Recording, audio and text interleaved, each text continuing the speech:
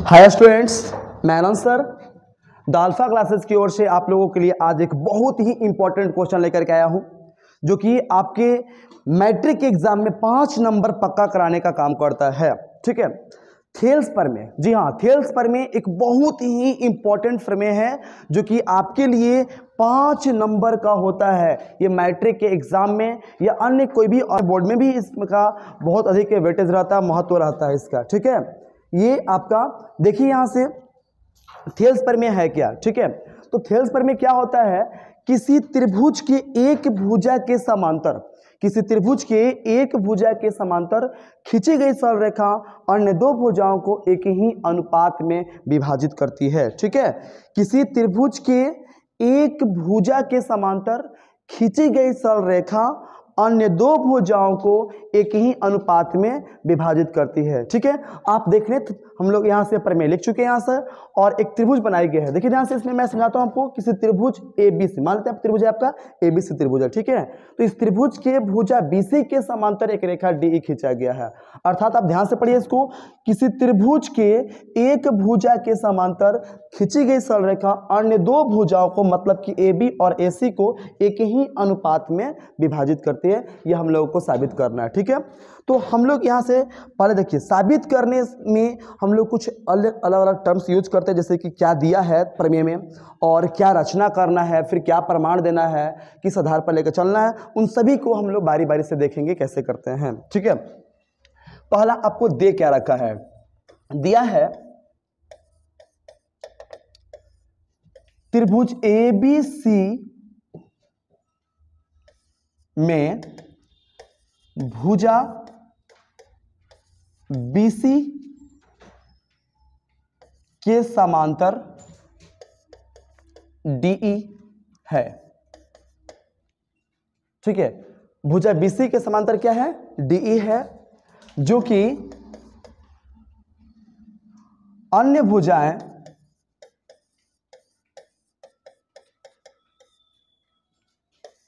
AB और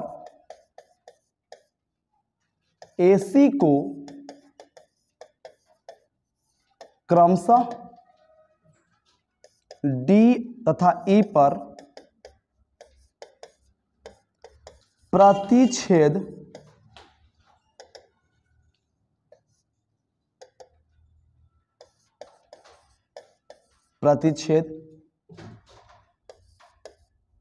कर रही है।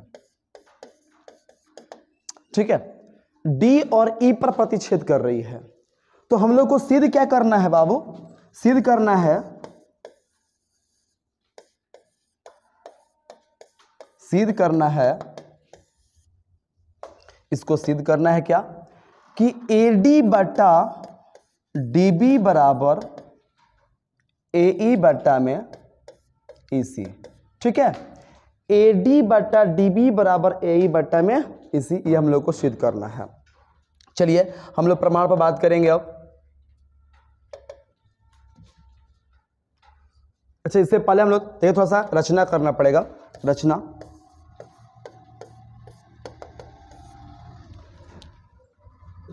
EN लंब AB, DM लंब AC पर डाला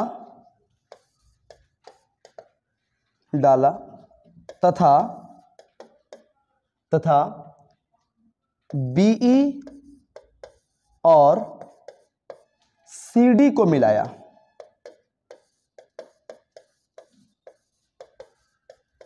ठीक है, हम लोग क्या किए यहां पर बाबू, कि EN लंब AB पर डाल दिया, DM लंब AC पर डाला और CD को और BE को मिला दिया। ठीक है, ये हम लोग को इतना रचना करना पड़ता है। चलिए अब इसमें हम लोग प्रमाण पर बात करेंगे। मैं इस त्रिभुज को नीचे ले लेता हूं।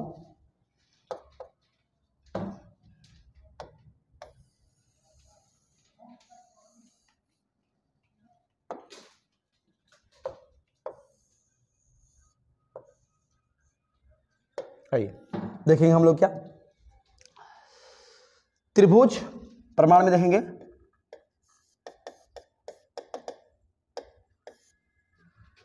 त्रिभुज ADE में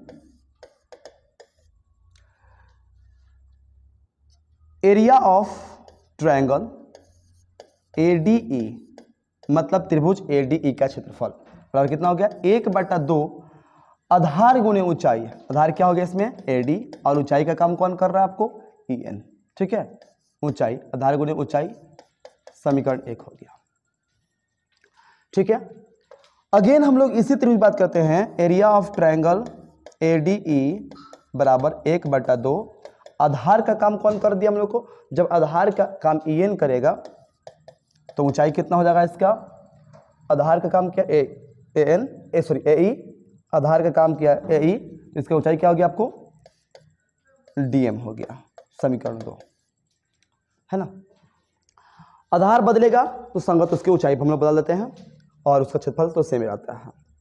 अब बात करेंगे area of triangle BDE equal to 1/2 base DB और हाइट का काम कौन करेगा।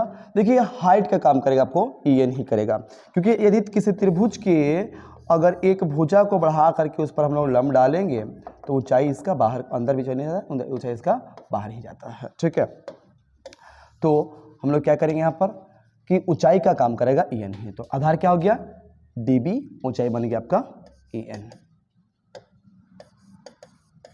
समीकरण 3 बन गया। Area of triangle CED equal to कितना होगा हाफ। बेस का काम कौन करेगा ऊंचाई, आधार का काम कौन करेगा EC और ऊंचाई का काम DM। ठीक है, ये बन गया समीकरण 4। ये हम लोग को ये 4 हम लोग को त्रिभुज के क्षेत्रफल के लिए हम लोग 4 इक्वेशन लिख लिए। अब बारी बारी से इनको हम लोग डिवाइड करेंगे।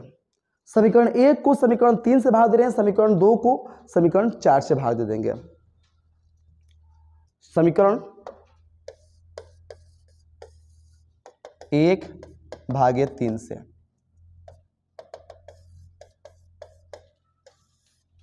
तथा देखिए ध्यान से यहां पर समीकरण 1 में क्या है आपका एरिया ऑफ ट्रायंगल ADE बट्टा में area of triangle BDE equal to कितना होगा इसका half AD into EN upon half DB into EN। देखिए हाफ से आप कट गया यहाँ पर और EN से EN कट गया, तो क्या बन गया area of triangle ADE upon area of triangle BDE equal to AD upon DB। ठीक है, इसको हम लोग समीकरण 5 कर सकते हैं, इसको हम लोग समीकरण 5 कर सकते हैं। अब देखेंगे ध्यान से क्या करेंगे समीकरण 2/4 से मैं समीकरण बार बार इसलिए चल रहा हूं कि आपको लिखने में बहुत आसान होगा। ठीक है, समीकरण बनाने से कोई दिक्कत नहीं होता, समीकरण जितना बनाएगा आपको थोड़ा सा लिखने में और आसान पड़ता है। ठीक, तो समीकरण 2/4 से समीकरण 2 में क्या है आपको एरिया ऑफ ट्रायंगल ADE ही है, ADE upon area of triangle CED क्या होगा हाफ AE इंटू DM बटा में कितना होगा हाफ EC इंटू DM। देखिए कट गया आपको और ये इधर हम लोग को DM से DM कट गया, तो क्या बन गया हम लोग यहां से area of triangle ADE upon area of triangle CED equal to AE upon EC। अब हम लोग देखेंगे ध्यान से, यहां पर एक हम लोग प्रमेय पढ़ कर आए हैं 9th क्लास में ही, उसी प्रमेय के आधार पर हम लोग इसको, मैं थोड़ा सा ट्रायंगल को नीचे ला रहा हूं,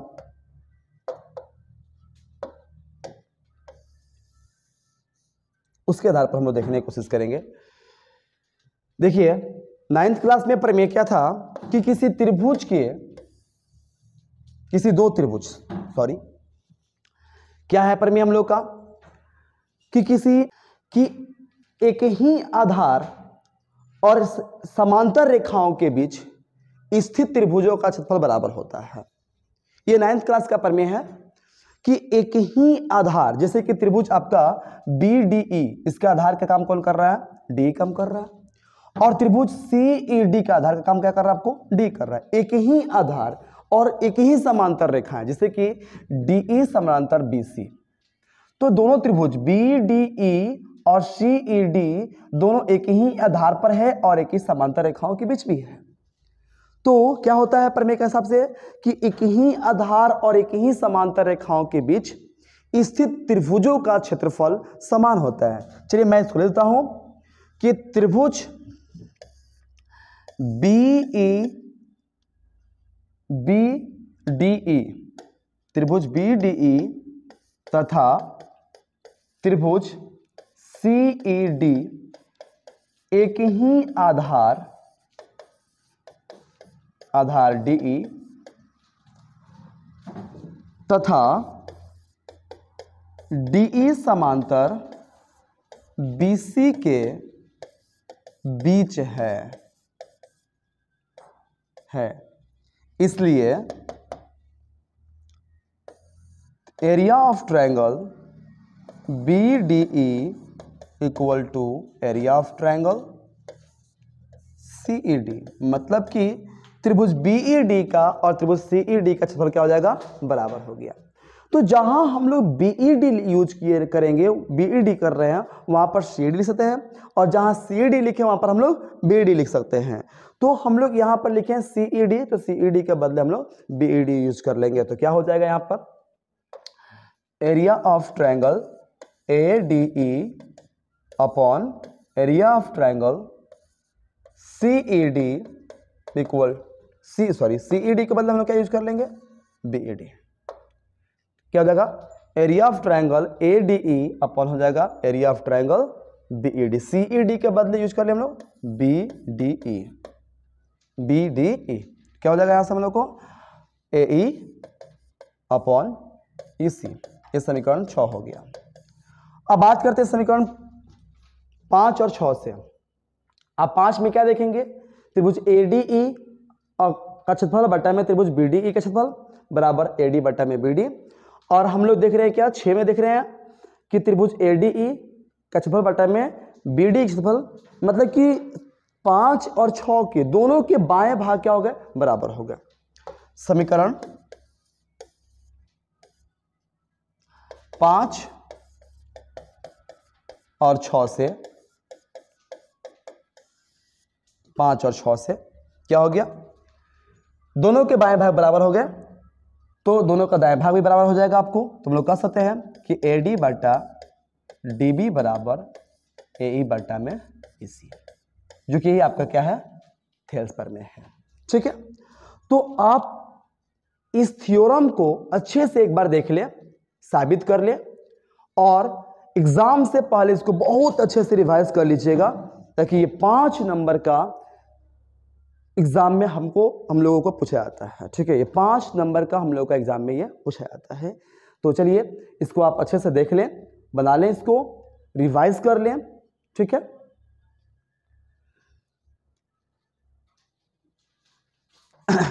इसी तरह से आप सभी वीडियो को अच्छे से देखने के लिए आप अल्फा क्लास के चैनल को सब्सक्राइब कर लें, इससे जुड़े रहें, और हम लोग हर एक टॉपिक आपके लिए बहुत अच्छे से क्लियर करवाएंगे। ठीक है, तो अब आप जुड़े रहिए। Thank you for watching.